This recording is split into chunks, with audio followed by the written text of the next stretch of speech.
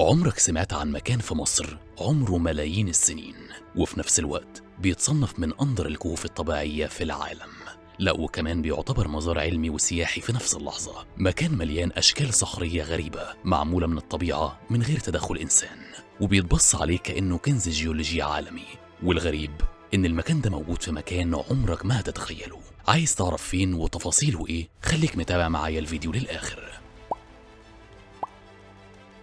خليني في البداية أقولك إن كهف وادي سنور يعتبر واحد من أندر وأجمل الكهوف الطبيعية في العالم، وده لأنه تكون من ملايين السنين، من تفاعلات المياه الجوفية مع الصخور لحد ما عمل صواعد وهوابط وأشكال عجيبة كلها من حجر الألباستر النادر اللي بيتعمل منه أفخم أدوات الزينة والديكور. الكهف عمره بيرجع لحوالي 40 مليون سنة، والجيولوجيين بيقولوا إنه بيرجع للعصر الإيوسيني الأوسط، وده معناه إنك لما تدخل الكهف كأنك بتدخل صفحة كاملة من كتاب التاريخ الطبيعي للأرض. الكهف بيبعد عن القاهرة حوالي 200 كيلومتر بس، يعني ساعتين بالكتير بالعربية، وهو موجود شرق بني سويف في الصحراء الشرقية، وبيمتد لمسافة حوالي 700 متر جوه الأرض وعلى عمق 15 متر، وعرضه كمان حوالي 15 متر. وده بيخلي زيارته تجربة مختلفة، لأنك بتحس إنك دخلت مكان مش موجود غير في الخيال.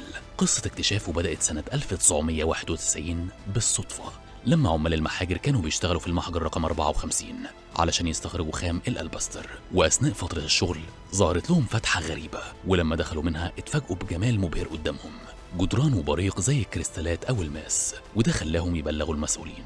وبعدها سنة 1992 اتسجل الكهف كمحمية طبيعية رسمية علشان يحافظوا عليه من التدمير.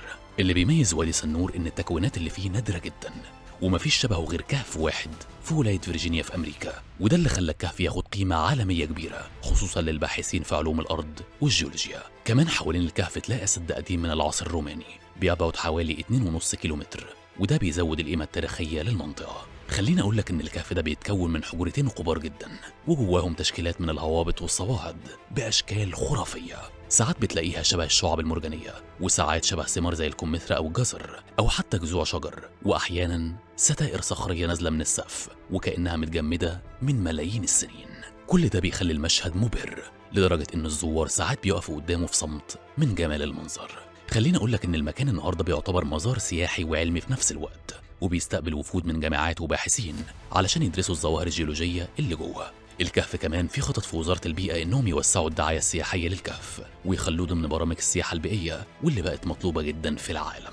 المثير في الموضوع إن لسه في احتمالات وجود كهوف تانية تحت كهف سنور، ولكن لحد دلوقتي محدش اكتشفها، وده معناه إن المنطقة دي ممكن تكون كنز جيولوجي كامل لسه العالم ما شافش غير جزء صغير منه. كهف وادي سنور بيأكد إن مصر مش بس عندها حضارة فرعونية عظيمة أو آثار رومانية وقبطية وإسلامية، ولكن كمان عندها تراث طبيعي وجيولوجي مش موجود في أي مكان تاني في العالم، وده بيخليها بلد متفردة فعلا في التاريخ والجغرافيا والطبيعة.